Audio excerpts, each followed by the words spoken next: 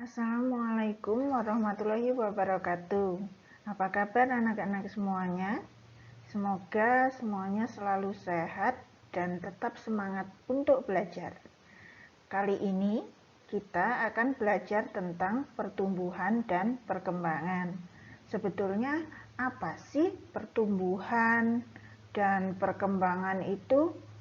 Lalu apa bedanya antara pertumbuhan dan perkembangan? Nah, untuk itu, yuk kita simak penjelasan berikut ini. Untuk materi pertumbuhan dan perkembangan ini akan dibagi menjadi 3 bagian video. Bagian pertama yang akan kita bahas kali ini yaitu tentang konsep pertumbuhan dan perkembangan. Bagian kedua berisi tentang faktor-faktor yang mempengaruhi pertumbuhan dan perkembangan tumbuhan. Yang terakhir, bagian ketiga mengenai faktor-faktor yang mempengaruhi pertumbuhan dan perkembangan hewan. Melalui pembelajaran ini, diharapkan kalian dapat memahami konsep pertumbuhan dan perkembangan. Tentu kalian sering sekali mendengar kalimat yang menyatakan bahwa tumbuh tuh ke atas, gak ke samping. Iyakah atau betulkah demikian? Nah, sebelumnya tentu kalian sudah mencoba mengeksplorasi diri kalian melalui lembar eksplorasi 1 konsep pertumbuhan dan perkembangan. Kalian bisa dapatkan dengan cara scan QR code yang ada pada bagian berikut. Pertumbuhan merupakan suatu proses perubahan bentuk yang ditandai dengan bertambahnya ukuran. Nah, bertambahnya ukuran ini sebagai akibat dari pertambahan sel, juga bisa akibat dari perbesaran sel. Nah, contohnya seperti bagaimana? Contohnya seperti tinggi, berat, panjang. Nah, pertumbuhan di sini sifatnya itu tetap dan bersifat irreversibel atau tidak dapat balik. Maksudnya bagaimana tidak dapat balik? Contohnya, tentu kalian tidak bisa kembali menjadi bayi. Atau misalkan kupu-kupu tidak bisa kembali lagi menjadi kepompong. Nah, seringkali dikatakan bahwa pertumbuhan itu dapat diukur atau kuantitatif.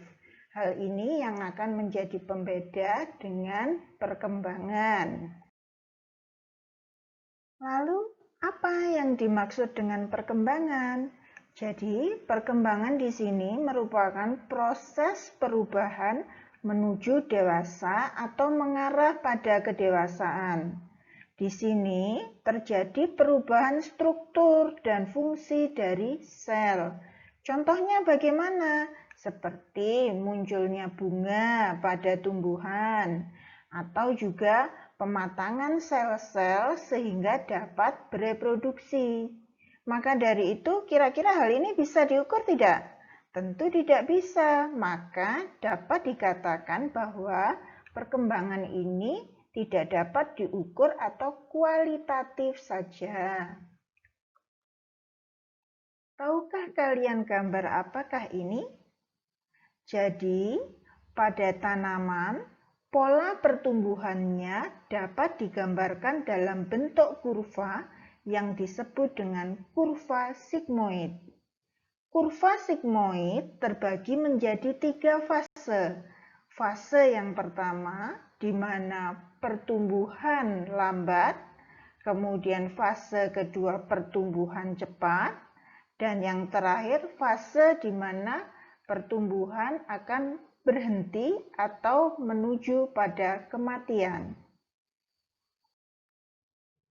Pertanyaannya sekarang adalah, mengapa makhluk hidup itu dapat tumbuh dan berkembang? Kira-kira apa sebabnya?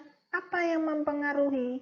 Jadi, Ada pengaruh dari berbagai macam faktor, baik itu faktor-faktor internal maupun faktor-faktor eksternal yang mempengaruhi pertumbuhan dan perkembangan. Kira-kira apa saja faktor-faktor tersebut dan bagaimana proses pertumbuhan dan perkembangan pada makhluk hidup? Untuk itu, bisa dilanjutkan pada video bagian berikutnya. Bagaimana? Sudah cukup jelas untuk konsep tentang pertumbuhan dan perkembangan? Apakah kalian sudah dapat memahami tentang pertumbuhan dan perkembangan, bahkan membedakannya? Nah, kalau kalian masih memiliki pertanyaan, silakan menghubungi saya pada informasi yang tertera di slide berikut. Terima kasih, sampai jumpa pada pembelajaran materi berikutnya. Wassalamualaikum warahmatullahi wabarakatuh.